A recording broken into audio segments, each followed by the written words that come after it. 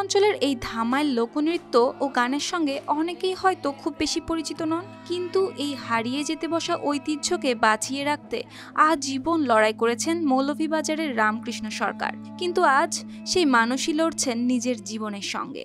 আমাদের দামাইলের একটা স্কুল আছে, সেখানে আমরা সবাই দামাইল শিখি, কিন্তু আমাদের সেখানের দাদা অসুস্থ হয়ে গেছে, এ কারণে আমরা দামাইল শিখতে পারছি না। মাল্টিপল মায়োলোমা নামের একটি বিরল প্লাজমা কোষের ক্যান্সারে আক্রান্ত হয়ে তিনি এখন শয্যাশায়ী।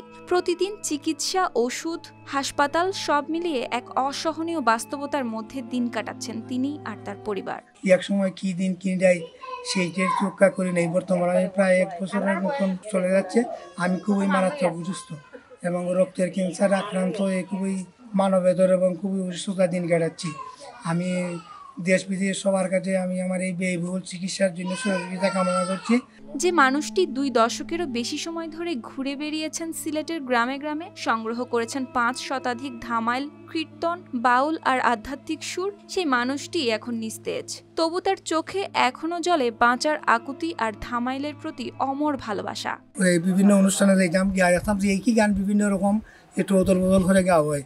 আবার কোনো কোনো সময় যে লোককবি, বিভিন্ন লোককবিও আছেন, শুধু রাধার মতো না, এর সাথে আরও অন্যান্য কবি আছেন, এদের নাম বদল বদল করে মানে যে যার যেটা মনে হয় ওই রকম এটা একটু জুড়ে দেয় এই গানের মধ্যে।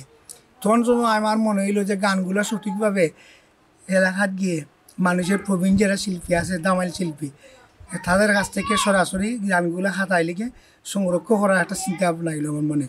4 গুণ শক্তিশালী এনজাইম ও অধিক ফেনা সমৃদ্ধ অরিক সিলভার ওয়াশ মাত্র 70 টাকায়। সেই ভালোবাসা থেকেই তিনি 2 দশক আগে প্রতিষ্ঠা করেন নাবনগর ধামাইল সংঘ আর ধামাইল একাডেমি, যেখানে শতাধিক শিশু কিশোর বিনা মূল্যে শিখছে এই প্রাচীন নৃত্যগীতি। কিন্তু আজ তার চিকিৎসার খরচ এক ভয়ানক বোঝা হয়ে দাঁড়িয়েছে তার পরিবারের কাছে।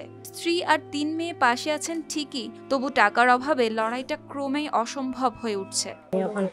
আজকে 1 বছর যাবত অসুস্থর কারণে আমার স্বামী প্রোগ্রাম করতে পারে না, আর এই অসুস্থর কারণে আমি এখন আমার স্বামীর অসুস্থর চিকিৎসা চালিয়ে যাইতে পারতেছি না। আমার এখন খুব দুঃখ, আমি বেদনা করছি। আমার 2টা মেয়ে, এক মেয়েরে বাদ দেওয়াই দিছি, এক মেয়েরে লেখাপড়া করাইতেছি, আর এই বাকি অংশগুলো যদি আপনারা সবাই সহযোগিতা করতে পারেন তে আমার একটু ভালো হইব। এদিকে সংগ্রামী এই শিল্পীর পাশে থাকার আহ্বান জানিয়েছেন জেলা সমাজসেবা কার্যালয়।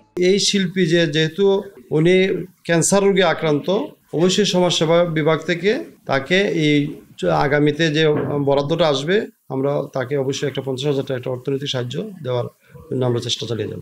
যেহেতু উনি আসলে খুবই অসহায় এবং অসুস্থ, তাকে আমরা মানবিক সাহায্য দেওয়ার প্রয়োজন মনে করছি। জেলা প্রশাসন এবং উপজেলা প্রশাসন সহ দেশি বিদেশি সাহায্য সংস্থার মাধ্যমে তাকে আমরা সর্বোত্তভাবে সাহায্য করার চেষ্টা চালিয়ে যাব।